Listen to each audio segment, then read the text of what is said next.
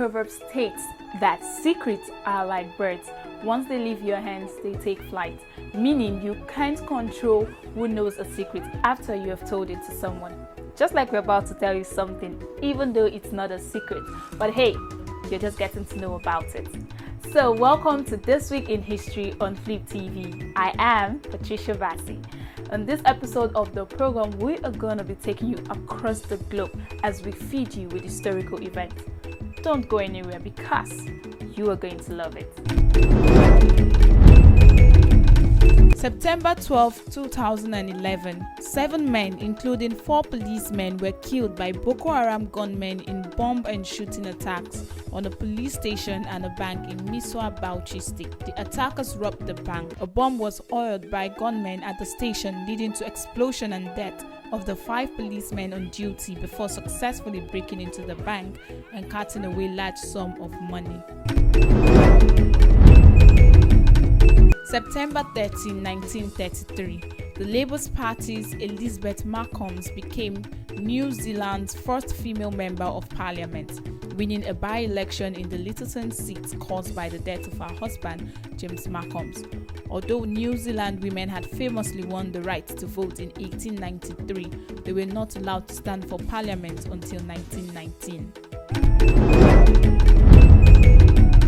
September 14, 2021, David Yonggi Cho, born February 14, 1936, died September 14, 2021. He was a South Korean Christian minister. With his mother-in-law Cho Cha-sil, he was a co-founder of the Yodi Full Gospel Church, the world's largest congregation with a claimed membership of 830,000. Raised initially as a Buddhist, Cho converted to Christianity at the age of 17. Cho began working as an interpreter for the American evangelist Ken Tizé.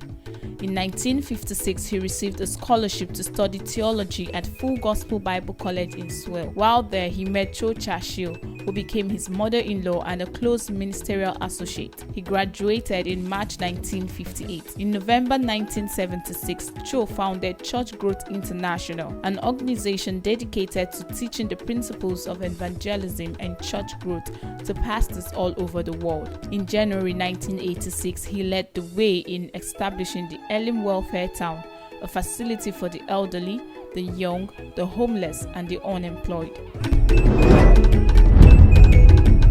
September 15, 1858. The New Overland Mail Company sent out its first 2 stages, inaugurating government mail service between the eastern and western regions of the nation. With California booming thanks to the 1849 gold rush, Americans east and west had been clamoring for faster and surer transcontinental mail service for years. Finally, in March 1857, the U.S. Congress passed an act authorizing an overland mail delivery service. The Postmaster General awarded the first government contract and subsidy to the Overland Mail Company.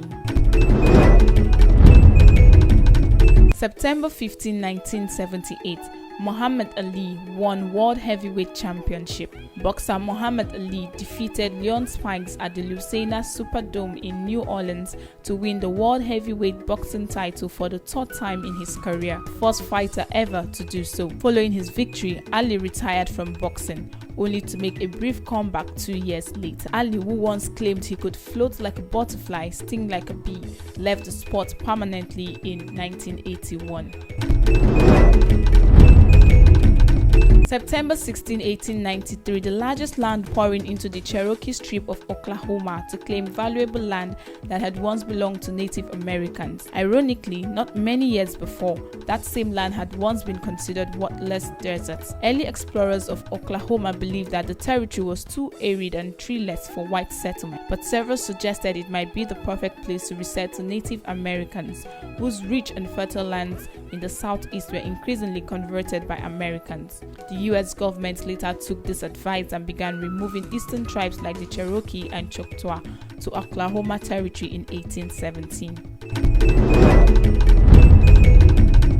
September 17, 1996, daytime talk show host Oprah Winfrey launched a television book club and announced The Deep End of the Ocean by Jacqueline Mitchell as her first selection. Oprah's book club quickly became a hugely influential force in the publishing world, with a popular TV host endorsement capable of catapulting a previously little-known book onto bestsellers lists. When Oprah's book club first launched, some in the publishing world were skeptical about its chances for success. However, the club proved to be a hit, with Winfrey's legions of fans, and many of her picks sold over 1 million copies. Winfrey's ability to turn not just books but almost any product or person she recommended into a phenomenon came to be known as the Oprah effect.